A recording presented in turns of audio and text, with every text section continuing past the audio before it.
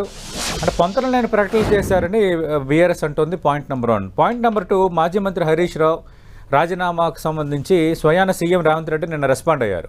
దానికి వెంటనే మళ్ళీ హరీష్ రావు ఒక కౌంటర్ ఇచ్చారు. నేను ఆగస్టు 15 లోపు రైతు రుణమాఫీ పూర్తిగా, అలాగే 6 గ్యారంటీల్లో మీరు అమలు పరచాల్సిన 13 హామీలు, వీటిని అమలు పరిస్తే నేను రాజీనామా చేస్తాను, ఇప్పటికీ కట్టుబడి ఉన్నాను, రాజీనామాలు చేయడం నాకు కొత్త కాదు. ఇది నిన్న మాజీ మంత్రి హరీష్ రావు విసిరిన సవాల్. మేము కాంగ్రెస్ పార్టీగా ఇప్పుడు హరీష్ రావు గారిని రాజీనామా చేయమని చెప్పేసి మేము కోరతలేము. వారే నైతిక బాధ్యత వహిస్తారా వారి ఇష్టం, కోరుకోవట్లేదు. ఇక మేము కోరతలేము. ఆల్రెడీ మా బట్టి విక్రమార్క గారు మా ముఖ్యమంత్రి చాలా స్పష్టంగా చెప్పారు, మేము హరీష్ రావు గారిని రాజీనామా చేయమని చెప్పి కోరతలేము. అదే కాకుండా ఇప్పుడు ఇంత చెప్తా ఉన్నారు కదా, దేశంలో ఎవరు చేయని విధంగా మేము ఒకేసారి రుణమాఫీ చేసినాం. దీంట్లో క్లారిటీ లేదంటే వాళ్ళు అనేది ఎట్లుందంటే చాలా స్పష్టంగా ప్రభుత్వం క్లారిటీ ఇచ్చింది. ఎట్లా అంటే 1,00,000 లోపు రుణమాఫీ చేస్తే 6,000 కోట్లు అవుతుందని, 1,00,000 నుంచి 1,50,000 చేసి ఇంకొక 6,000 కోట్ల రూపాయలు అవుతుందని, 1,50,000 నుంచి 2,00,000 చేసి ఇంకొక 6,000 కోట్లు అవుతుందని, 2,00,000 వరకు చేస్తే 9,000 కోట్లు అదనంగా ఇంకా కొంత కావచ్చు అని చెప్పేసి దానికి కూడా రిజర్వ్ ఫండ్ తీసిపెట్టి 1,000 కోట్ల రూపాయల వరకు కావచ్చు అని చెప్పేసి ప్రభుత్వం చాలా స్పష్టంగా ప్రకటించింది. అదే కాకుండా 32,50,000 మంది రైతులకు లబ్ధి జరిగింది. దేశంలో ఏ ప్రభుత్వం చేయని విధంగా కాంగ్రెస్ ప్రభుత్వం చేసింది. అదే కాకుండా ఇప్పుడు వీళ్ళు ఏమంటా ఉన్న టీఆర్ఎస్ పార్టీ నాయకులు మీరు ఇచ్చిన 13 గ్యారెంటీలు చేసిన, తెలంగాణ రాష్ట్రంలో కాంగ్రెస్ ప్రభుత్వం అధికారులకు వచ్చిన తర్వాత రైతు బీమాకు సంబంధించినటువంటి పథకాన్ని ఆల్రెడీ దాదాపు 1,100-1,500 కోట్ల రూపాయలు కేటాయించుకున్నాం. ఫసల్ బీమాకు మేము 3,000 కోట్ల రూపాయలు కేటాయించుకున్నాం. అదే కాకుండా తెలంగాణ రాష్ట్రంలో ఉచిత బస్సు ప్రయాణానికి 2,000 కోట్ల రూపాయలు కేటాయించుకున్నాం. అదే కాకుండా 200 ఇండ్ల వరకు 6 గ్యారెంటీల ఉచిత బస్సు ప్రయాణం ఒకటే ఇచ్చారు.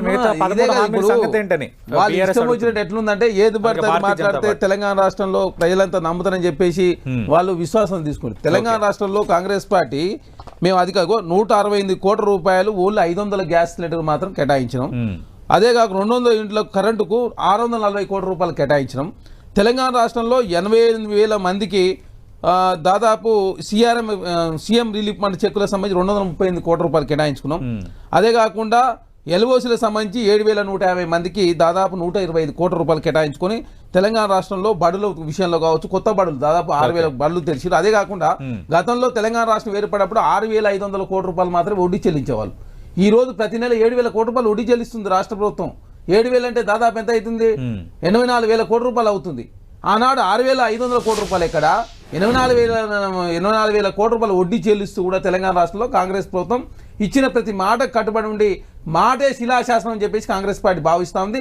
దానిలో భాగంగా రాహుల్ గాంధీ గారు, శ్రీమతి సోనియా గాంధీ గారు ఇద్దరు తెలంగాణ రాష్ట్రంకి వచ్చి మాట ఇచ్చినాం కాబట్టి మాట నిలుపుకోవాలని చెప్పి కాంగ్రెస్ ప్రభుత్వం భావించి తెలంగాణ రాష్ట్రంలో ఇప్పటి వరకు 30,000 కోట్ల రూపాయల సంక్షేమ కార్యక్రమాలు ఖర్చు పెట్టింది. అదే కాకుండా రైతు భరోసా ఇప్పుడు ఏమైంది, ఇక రుణమాఫీ అయిపోయింది, ఇక రైతు భరోసా మీదకి పోతా ఉన్నారు. మీరు రైతు భరోసా మేము కాంగ్రెస్ పార్టీ రైతు భరోసా మీరు కూడా మంత్రులు సంఘం వేశారు, జిల్లాల వారీగా సమీక్షలు రైతుల నుంచి అభిప్రాయాలు తెలుసుకోవడం జరుగుతుంది కదా. ఇప్పటికీ 3 జిల్లాల్లో రైతులతో సంప్రదింపులు చేశారు. ఖమ్మం జిల్లా కావచ్చు, నిజామాబాద్ కావచ్చు, మహబూబ్నగర్ జిల్లా, ఇంకా 6 జిల్లాలు పెండింగ్ ఉన్నాయి కాబట్టి 6 జిల్లాల్లో పూర్తి స్థాయిలో తిరిగిన తర్వాత రైతు భరోసా ఎవరికి ఇవ్వాలని చెప్పి ప్రజా సంఘాలతో మాట్లాడాలి, అసెంబ్లీలో చర్చ చేయాలని చెప్పి ప్రభుత్వం భావిస్తా ఉంది. ఈసారైనా కేసీఆర్ గారు అసెంబ్లీకి వస్తే మరి ఏమైనా సలహాలు సూచనలు తీసుకోవడానికి ప్రభుత్వం సిద్ధంగా ఉంది. ఆ దిశగా ప్రజాస్వామ్యయుతంగా ప్రజాస్వామ్యబద్ధంగా ఉండాలని చెప్పి ప్రభుత్వం కోరుకుంటా ఉంది. ఇది జరుగుతూ ఉంటే కాంగ్రెస్ ప్రభుత్వం నిరుద్యోగులు రెచ్చగొట్టే ప్రయత్నం ఇవాళ రేపు నిరుద్యోగులు కూడా తీపి కబురు రాబోతా ఉంది. ఎందుకంటే మాది ప్రజా ప్రభుత్వం కాబట్టి ఇప్పటికీ 3 దఫాలుగా చర్చలు చేసినాం. ఆ చర్చలలో నేను కూడా భాగస్వామ్యమైనా కాబట్టి నిరుద్యోగులు గ్రూప్ 2 కావచ్చు, గ్రూప్ 3 విషయంలో ఆల్రెడీ ఒక డిఎస్పీ ప్రకటన వచ్చింది. డిఎస్సీ వాయిదా వేయాలని కొందరు నిరుద్యోగుల ఆందోళన, మరో డిఎస్సీ వేస్తామని డిప్యూటీ సీఎం బట్టి విక్రమార్క ఒక ప్రకటన చేశారు. అలాగే కానిస్టేబుల్ భర్తీ చేస్తామని కొత్తగా ఎన్నికైన డీజీపీ జితేందర్ ఆయన ఒక ప్రకటన చేశారు. మీరు చెప్పబోతున్న తీపి కబురు ఏంటి అంటే తెలంగాణ రాష్ట్రంలో కాంగ్రెస్ పార్టీగా డిఎస్సీ విషయంలో డిఎస్సీ అభ్యర్థి చాలా స్పష్టంగా మమ్మల్ని కోరిరు. డిఎస్సీ పోస్టులు పెంచాలంటే 5,000 పోస్టుల నుంచి 11,000 పోస్టులు పెంచారు. టెట్ మరొకసారి నిర్వహించాలంటే నిర్వహిస్తే 130,000 మంది క్వాలిఫైర్, అందులో 30,000 మంది మేము ప్రిపేర్ కాలేము కాబట్టి మాకు పోస్ట్ పోన్ చేయాలంటే కుదరదండి. ఎందుకంటే తెలంగాణ రాష్ట్రం 6,000 స్కూల్ మేము రీఓపెన్ చేసినాం, ఖచ్చితంగా టీచర్లు అవసరం ఉంది, అన్ని ఏర్పాట్లు అయినాయి, యూపీఎస్సీ కూడా ఎగ్జామ్స్ ఉన్నాయి కాబట్టి కుదరని చెప్పడంతో నిధులు కూడా ఒప్పుకొని ఎగ్జామ్స్ రాస్తాం. గ్రూప్ 2 గ్రూప్ 3 విషయంలో పోస్ట్ పోన్ చేయాలి, పోస్టులు పెంచాలని చెప్తే కూడా సావధానంగా ప్రభుత్వం ఆల్రెడీ 3 దఫాలుగా చర్చలు చేశారు. ఇవాళ సాయంత్రము రేపటి వరకు ఆ ఎగ్జామ్ పోస్ట్ పోన్ విషయంలో కూడా నిరుద్యోగుల గుట్టుకాపులు చెప్తామని చెప్పేసి ఆల్రెడీ ప్రభుత్వం ప్రకటించింది. మాది ప్రజాప్రభుత్వంగా నిరుద్యోగులతో తోటి 3 సార్లు చర్చలు చేసినాం. వీళ్ళు గతంలో ఎన్నడూ చర్చలు చేయలేదు, 13 పేపర్లా పట్టించుకోలే. కానీ నిరుద్యోగులు రెచ్చగొట్టే ప్రయత్నం తెలంగాణ రాష్ట్రంలో చేస్తూ రైతులకు రైతు భరోసా విషయంలో కూడా కన్ఫ్యూజ్ క్రియేట్ చేసే ప్రయత్నం బీఆర్ఎస్ పార్టీ చేస్తున్నారు. చాలా స్పష్టంగా కనబడతాం. కాబట్టి తెలంగాణ రాష్ట్ర రైతాంగం అంతా కూడా పెద్ద ఎత్తున సంబరాలకు సిద్ధమయ్యారు. ఆల్రెడీ నిన్నే సంబరాలు చేసుకున్నారు. ఖచ్చితంగా ఆగస్టు 15 లోపు మొత్తం రుణమాఫీ పూర్తిగా పోతాం. రైట్. సుభాష్ గారు ఏకీ ప్రకటనలు చేస్తున్నారు ఈ రేషన్ కార్డు మిగతా అన్నిటికి సంబంధించి, కానీ అఫీషియల్గా ఏమీ చెప్పే వాతావరణం చేయటం లేదు.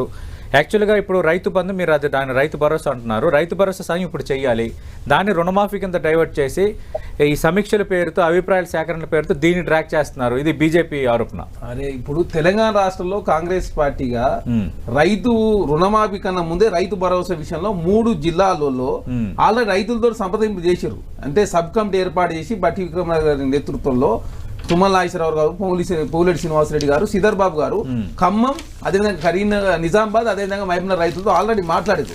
రైతు కూలీలు కౌలు రైతులు ఉన్నారు ఇక్కడ. ఇప్పుడు ఏంటంటే ఇప్పుడు ఏమైతుంది, మేము రైతు భరోసా విషయంలో ఓన్లీ రైతులకే ఇచ్చి కౌలు రైతులు రెచ్చగొట్టే ప్రయత్నం, రైతు కూలీలు రెచ్చగొట్టే ప్రయత్నం బీఆర్ఎస్ పార్టీ, భారతీయ జనతా పార్టీ చేయాలని ఒకే ఉద్దేశంతో దాని విషయంలో క్లారిటీ తీసుకోవాలా, ప్రజా సంఘాలతో మాట్లాడా, అసెంబ్లీలో చర్చ చేద్దాం. ఎందుకంటే ఏదో ఒక సాయం అందించాలని చెప్పి ప్రభుత్వం భావిస్తా ఉంది. ఎందుకంటే 12,000 రూపాయలు రైతు కూలీలు ఇస్తా అని చెప్పినాం. కౌలు రైతు విషయంలో 2011 కౌలు చట్టాలు ఉన్నాయి. దాని ప్రకారం ఎవరైతే భూమి ఇచ్చిన వ్యక్తి కౌలుకు సంబంధించి రాసుకుంటారా, రాసుకోకపోతే వారిని ఏ విధంగా 12,000 రూపాయలు ఇవ్వాలని చెప్పేసి ప్రభుత్వం భావిస్తా ఉంది. ఎందుకంటే ఫుల్ క్లారిటీ ఇవ్వాలని. మాది రైతు ప్రభుత్వం కాబట్టి రైతు సంక్షేమం కోరుకుంటూ గతంలో కేసీఆర్ గారు 10 సంవత్సరాల కాలం పాటు రైతు బీమా లేదు, మేము రైతు బీమా తీసుకొచ్చినాం. అదే కాకుండా ఫసల్ బీమాలో ఎంటర్ అయినాం. గతంలో కేంద్ర ప్రభుత్వం 50% భరించేది, ఇప్పుడు 25% కుదించి అయినా మేము దానిలోకి ఎంటర్ అయిపోయినాం. అంటే భారతీయ జనతా పార్టీ ఆనాడు 2019 మేనిఫెస్టోలో చాలా స్పష్టంగా చెప్పింది 60 సంవత్సరాలు నిన్న ప్రతి రైతు పెన్షన్ ఇస్తానని చెప్పి మోసం చేశారు. అదే కాకుండా మినిమం సపోర్ట్ ప్రైజ్ ఆనాడు యూపీఐలో 8 to 9% పెడితే భారతీయ జనతా పార్టీ వచ్చిందో 4 to 5% మాత్రమే పెరిగింది. అదే కాకుండా ఢిల్లీలో నల్ల చంద్రబాబు చనిపోయారు. మినిమం సపోర్ట్ ప్రైస్ భారతీయ జనతా పార్టీ వచ్చిన తర్వాత యూపీఏకి డబుల్ అయింది. 4% అధికారంలో వచ్చిన తర్వాతనే ఇవాళ 1 ఎకరానికి రైతు కనుక పండిస్తే 24,000 రూపాయలు ఏంటంటే ఏదో ఒక రూపంలో కేంద్ర ప్రభుత్వం నుంచి రైతులకు వస్తుంది. మీరు చూడండి, అంటే యూరియా సబ్సిడీ ఉంది, యూరియా డైరెక్ట్ గా మనకు దొరుకుతుంది. రైతు బీమా అంటే ఫసల్ బీమాలో ఉంది. మీరు ఏంటంటే జాయిన్ కాకుంటే మేమేం చేయాలి? దేశం అంతా వస్తుంది. టీఆర్ఎస్ పార్టీ కాలేదు.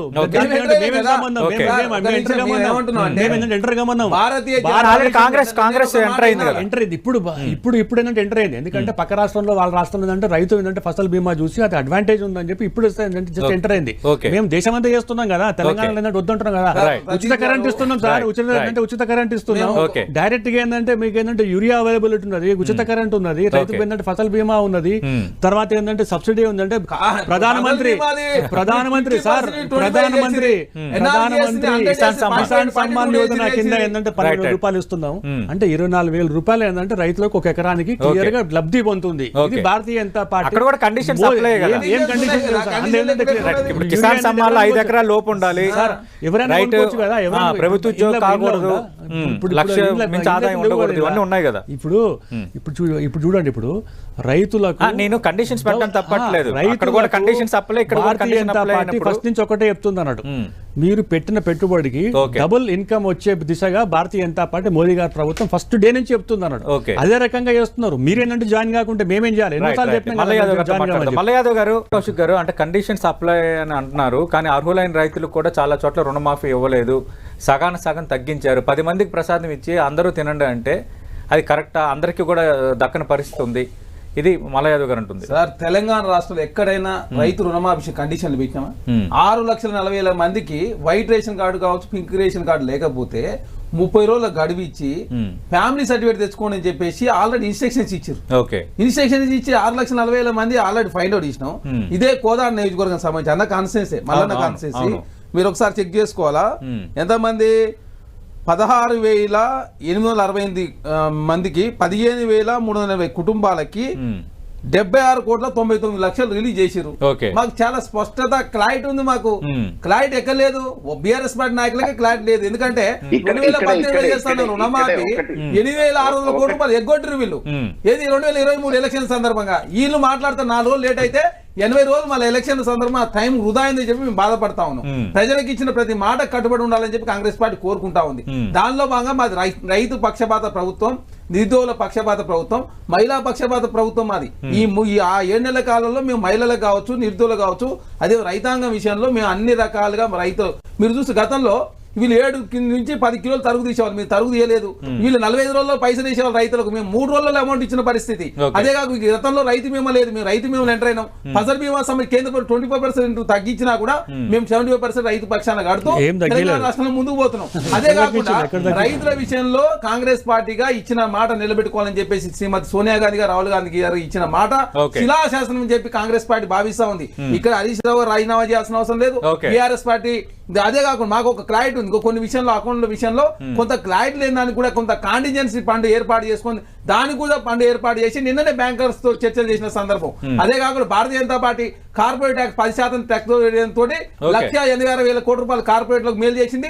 16 లక్షల కోట్ల రూపాయలు రైట్ ఆఫ్ చేసింది తప్ప దేశం ఏనాడు రైతాంగాన్ని పడుచుకున్న పాపన భారతీయ జనతా పార్టీ పోలే.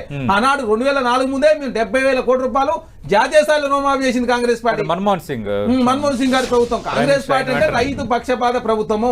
అనవసరంగా బదనాం చేసే ప్రయత్నం బీఆర్ఎస్ పార్టీ భారతీయ జనతా పార్టీ కలిసి చేస్తున్నారు. చేసినంత ఎవరు చేశారు కదా? ఈ ఆరోపణపై మీ సమాధానం ఏంటి? నల్గొండ, ఖమ్మంలో ఎక్కువ మంది రైతులకు ఇచ్చారు కండిషన్స్ పట్టించుకోకుండా. ఇక్కడ కూడా రాజకీయం ఉంది సార్. రాజకీయం చేయాల్సిన అవసరం లేదు. ఆందోళన మరి నల్గొండ జిల్లాలో లేదు కదండి. ఆందోళన, జైరాబాదు, అదే విధంగా నల్గొండ 3, అదే ఖమ్మం జిల్లాలో కూడా ఏదో. అంటే ప్రతి నియోజకవర్గానికి ఉన్నటువంటి లబ్ధిదారులు ఎవరు తీసుకున్నారు దాని కట్ ఆఫ్ డేట్లు ఉన్నాయి. ఇప్పుడు ఏదో కాంగ్రెస్ పార్టీగా మేము కాంగ్రెస్ పార్టీ కార్యకర్తలు అని చెప్పేసి ఎక్కడ చూడడం లేదు. ఓన్లీ అక్కడ బ్యాంకుల డేటా ఉన్నది. బ్యాంకులతో సంప్రదించి ఇచ్చిన డేటా ప్రకారం 1,00,000 లోపు రుణమాఫీ సంబంధించినటువంటి 6,000 కోట్ల రూపాయలు చిల్లర కేటాయించారు. 1,50,000 ఇంకా నెక్స్ట్ స్లాట్ వెళ్ళిపోతుంది. ఎవరు కూడా ఒక రోజు అటు ఇటు అవుతుండొచ్చు కానీ తెలంగాణ రాష్ట్రంలో ప్రతి రైతుకు రుణమాఫీ జరగబోతా ఉంది. మల్లయ్య యాదవ్ గారు మీకు చెక్ చేసుకోండి. 1,00,000 లోపు కాదు, మొత్తమే ఇది రాష్ట్ర వ్యాప్తంగా నియోజకవర్గాల్లో గుర్తుపెట్టు 100 నియోజకవర్గాల్లో లబ్ధిదారులు ఉన్నారు. 19 నియోజకవర్గాల్లో లబ్ధిదారులు లేరు. హైదరాబాద్ కావచ్చు, అదేవిధంగా రంగారెడ్డి జిల్లా కొన్ని జిల్లాలు. దానిలో భాగంగా హైదరాబాద్ లో కుబ్లాపూర్ ప్రాంతం చాలా స్పష్టంగా ప్రభుత్వం ప్రకటించింది. కాకపోతే ఒక రోజు అటు ఇటు కావచ్చు. 1,00,000 లోపు ఉన్న వాళ్ళు 16,000 మంది కాదని ఎమ్మెల్యేగా మొత్తం రాష్ట్ర వ్యాప్తంగా 2,00,000 లోపు ఉన్నటువంటి డేటా ఇది. అరే 16,000 కుటుంబాలు అయితే ఏమనుకుంటున్నారు? 16,000 సంబంధించిన డేటా అది. ఒక కుటుంబానికి 2 లక్షలే కదా. 2 లక్షలకు సంబంధించి ఎవరు కూడా గుర్తుపెట్టుకోండి, white ration card, pink card, లేకపోతే ఫ్యామిలీ సర్టిఫికేట్, దానికి కూడా ఇంకా కొంత స్పెషల్ ఫండ్ తీసి పెట్టాలి. ఏమైనా ఇబ్బందులు అయితే అవి కూడా చేద్దామని చెప్పి ప్రభుత్వం భావిస్తా ఉంటే అనవసరంగా దాన్ని రాతాంతం చేసే ప్రయత్నం చేస్తే ఎట్లా?